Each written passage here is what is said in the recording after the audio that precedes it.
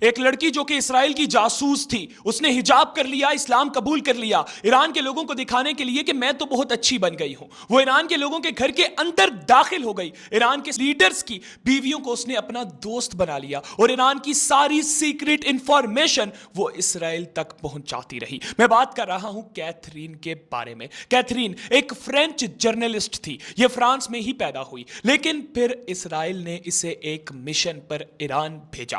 یہ لڑکی صحافت کے زور میں ایران کے اندر انٹر ہوئی۔ جب یہ ایران آئی تو اس نے یہ ظاہر کیا کہ مجھے اسلام سے محبت ہونے لگی ہے۔ اس نے بولا کہ میں اسلام قبول کرنا چاہتی ہوں۔ جب اس نے ایران آ کر اسلام قبول کیا اور یہ شیعہ مسلم بن گئی تو ایران کے اندر موجود تقریباً سارے کمانڈرز کے دل میں اس کے لیے ہمدردی آ گئی۔ وہ اس کو اپنی بہن ماننے لگے۔ فرینچ جرنلسٹ تھی، اپنا ملک چھوڑ کر آئی تھی، اپنا مذہب بھی چینج کر رہی تھی اور شکل بھی بہت معصوم تھی جب یہ حجاب کر لیتی تھی۔ ایران کے لوگوں کو اس کے اوپر یقین آنے لگا۔ ناظرین، جو ایران کے سینئر کمانڈرز تھے انہوں نے اس کو اپنے گھر تک بلا لیا، یہاں تک کہ ایران کے سینئر لیڈرز کی بیویوں کی یہ دوست بن گئی، یہاں تک کہ اس نے ایران کے سپریم لیڈر کی ویب سائٹ پر اپنے آرٹیکلز بھی لکھے جن آرٹیکلز میں یہ ایران کو ڈیفینڈ کرتی تھی اور اسلام کے بارے میں بات کرتی تھی۔ یہ ساری ایران کی سیکرٹ انفارمیشن اسرائیل کو دے رہی تھی، جبکہ ایران کے لوگ اس کی شکل سے دھوکا کھا گئے تھے کیونکہ یہ اسلام کو استعمال کر رہی تھی۔ ہماری اطلاعات کے مطابق اس نے ایران کے ایک سینئر کمانڈر کے ساتھ شادی بھی کر لی۔ جب یہ ایران کے دوسرے کمانڈرز کے گھر جاتی تھی اور ان کی بیویوں کے ساتھ بیٹھ کر چائے پیتی تھی تو یہ ان سے سوالات کرتی تھی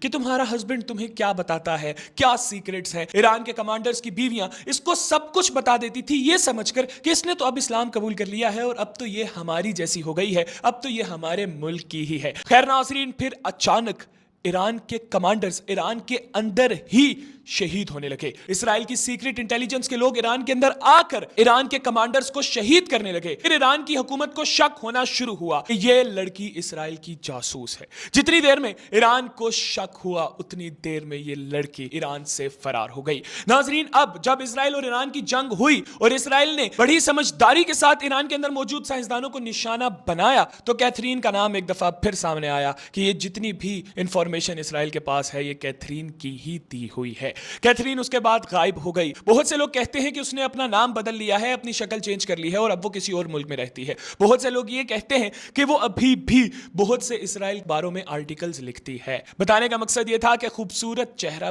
بڑے بڑے کو پھنسا دیتا ہے۔ اس کے ساتھ ہی مجھے دیجیے اجازت، اللہ حافظ۔